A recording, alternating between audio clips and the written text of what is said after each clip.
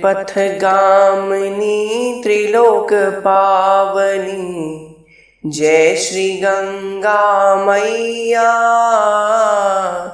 जय श्री गंगा मैया।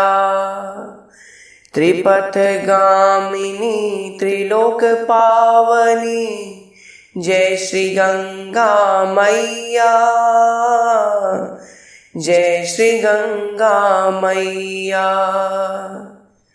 विष्णु पद से निकली तुम, शिव शिखर में रहती तुम, त्रिलोक पावनी त्रिपथ गामिनी, जय श्री गंगा मैया, जय श्री गंगा मैया, जय श्री गंगा मैया। सियावर रामचंद्र भगवान की जय, भक्तवत्सल भगवान की जय, त्रिभुवन तारिणी गंगा मैया की जय। तो भक्तों, जिस प्रकार पिछले भाग में हमने जाना कि कैसे श्री विश्वामित्र जी श्री राम और लक्ष्मण जी को गंगा माता की उत्पत्ति की कथा सुनाते हैं, उस कथा में श्री विश्वामित्र जी राम और लक्ष्मण से कहते हैं कि राम और लक्ष्मण की गंगा माता की उत्पत्ति कैसे हुई, इसके बारे में बताते हैं। इसके पश्चात ये भी बताते हैं कि रघुकुल का संबंध गंगा से कैसे है, तो इसके बारे में बता रहे हैं। और बताते बताते पहुंच जाते हैं कि आखिर राजा सगर का जन्म कैसे हुआ, राजा सगर के पुत्रों का जन्म कैसे हुआ। अब यहाँ पुत्रों के जन्म तक की कथा हमने पिछले भाग में जान ली। अब यहाँ पुत्रों के जन्म के पश्चात क्या होता है, इसके बारे में हम जानेंगे। तो आइए आज की कथा को आरंभ करते हैं।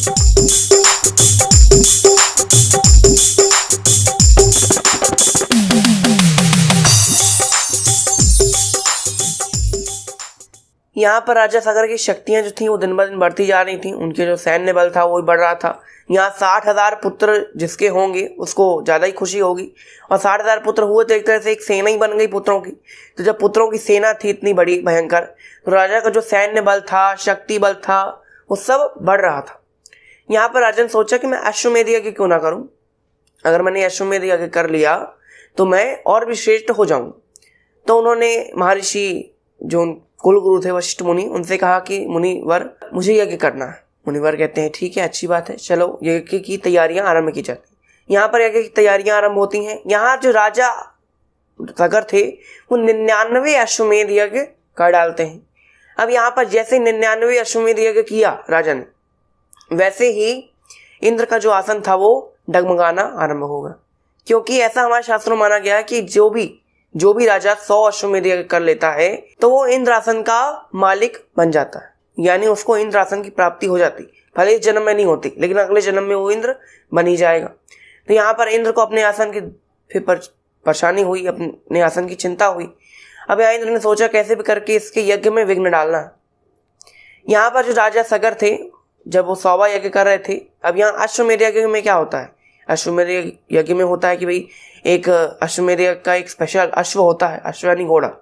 घोड़े को पूरी पृथ्वी पर घुमाया जाता है, उस घोड़े के माथे पर लिखा जाता है सोने के अक्षरों से कि भाई जो भी इस घोड़े को पकड़ेगा, अगर किसी के अंदर हिम्मत हो तो फलाने आदमी ने ये घोड़ा छोड़ा है, तो उससे जाकर तुमको युद्ध करना पड़ेगा। अगर जिसने घोड़ा छोड़ा है अगर वो युद्ध जीत जाता है तो उसका अश्वमेध यज्ञ संपन्न होता है। लेकिन अगर उसका घोड़ा किसी ने पकड़ लिया और अगर वो राजा जिसका वो घोड़ा है अगर वो युद्ध नहीं जीत पाता तो उसका अश्वमेध यज्ञ संपन्न नहीं माना जाएगा। यहाँ राजा सगर की शक्तियाँ इतनी ज़्यादा थीं कि कोई उनका अश्व पकड़ने की कोशिश करता ही नहीं था, इसलिए 99 अश्वमेध यज्ञ निर्विघ्न संपन्न हुए। यहाँ पर जो इंद्र थे उस जो 100वां अश्व था, 100वां अश्वमेध यज्ञ का अश्व, उसको यज्ञशाला से चुरा कर कहीं और ले जाते हैं।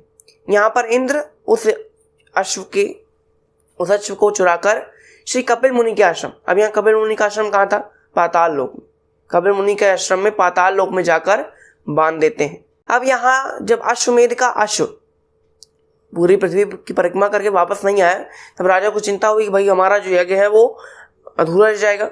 उन्होंने अपने 60,000 पुत्रों से कहा कि जाओ पुत्रों, इस पूरी पृथ्वी में जाओ, ढूंढो उस अश्व को, जहां भी उसको लेकर आओ।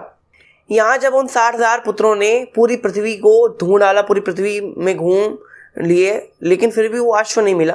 तब वो दोबारा जाते हैं राजा सगर के पास। राजा सगर कहते हैं कि पूरी पृथ्वी को खोद डालो, चाहिए तो पूरी पृथ्वी को खोद दो और खोद के कहाँ से भी निकाल के लाओ, लेकिन वो अश्व मुझे चाहिए। अब यहाँ जो राजा सगर के पुत्र थे वो पूरी पृथ्वी को खोद डालते हैं। अब यहाँ पृथ्वी को खोदते खोदते पहुँचते हैं पाताल लोक में। पाताल लोक में पहुँचते हैं, पाताल लोक में अब भटक रहे हैं। पाताल लोक में पहुँचते हैं अब कपिल मुनि के आश्रम। कपिल मुनि के आश्रम में जैसे ही पहुँचे तो क्या देखते हैं, घोड़ा तो बंधा हुआ है बगल में मुनि के, और मुनि तपस्या कर रहे हैं। यहाँ पर उन पुत्रों ने सोचा कि अश्व हो ना हो इन मुनि नहीं चुराया। तब यहाँ जो उनके पुत्र थे उन्होंने मुनि की निंदा करनी आरंभ कर दी कि भाई तुम चोर हो, यहाँ ढोंग रचाते हो, किसी का घोड़ा चुरा रहे हो और यहाँ पर तपस्या करने का ढोंग मचा रहे हो। यहाँ पर बहुत तेज चिल्लाने लगते हैं। अब यहाँ मुनि की तपस्या में विघ्न आता है। अब यहाँ पर विघ्न आता है तो मुनि के नेत्र खुलते हैं, और जैसे ही श्री कपिल मुनि के नेत्र खुले वैसे ही जो 60,000 पुत्र थे राजा सगर के वो जलकर भस्म हो जाते हैं। यहाँ पर अब राजा सगर के 60,000 पुत्र भस्म हो जाते हैं। यहाँ जब कई दिन बीत जाते हैं राजा सगर के पुत्र वापस नहीं आते। यहाँ पर जो राजा थे उनके दूसरे पुत्र थे ना असमंज, तो असमंज थोड़े से जब बड़े हुए, थोड़ा यौवन अवस्था प्राप्त हुई, विवाह हो गया, बच्चे हो गए। अब यहाँ पर जो असमंज थे वो गलत नीतियों में फंस गए, बुरी आदतों में फंस गए। यहाँ पर जब बुरी आदतों में फंस गए, लोगों को परेशान करते, छोटे छोटे बच्चे तो थे उनको गोद में लेकर खिलाने के बहाने कुएं में डाल देते थे, यानी लोग बड़े परेशान थे। तो जो राजा थे उन्होंने असमंज को निकाल दिया था महल से बाहर निकाल दिया, राज्य से बाहर निकाल दिया। उन असमंज के एक बेटा था अंशुमान। यहाँ पर अब राजा सगर ने कहा कि अंशुमान तुम जाओ और अपने 60,000 चाचाओं को ढूंढ कर लाओ कि आखिर ये कहाँ चले गए। 60,000 में से एक भी वापस नहीं आया, तो जाओ तुम ढूंढ कर लाओ, पूरी पृथ्वी को खोद डालो, ढूंढ डालो, कहीं पे भी 14 भुवन में ढूंढो, लेकिन ढूंढ के लेकर आओ। अब यहाँ अंशुमान पहले तो पूरी पृथ्वी घूमे, लेकिन जब पृथ्वी में नहीं मिले तब उनको एक वो मार्ग दिखता है जिस मार्ग से उनके जो चाचा थे वो पाताल लोक में पृथ्वी को खोद कर पाताल लोक में गए थे। यहाँ पर अंशुमान भी पहुँचते हैं पाताल लोक में। पाताल लोक में क्या देखते हैं कि खूब सारी राख पड़ी हुई है, सामने कपिल मुनि है और अश्वमेध का अश्व बंधा हुआ।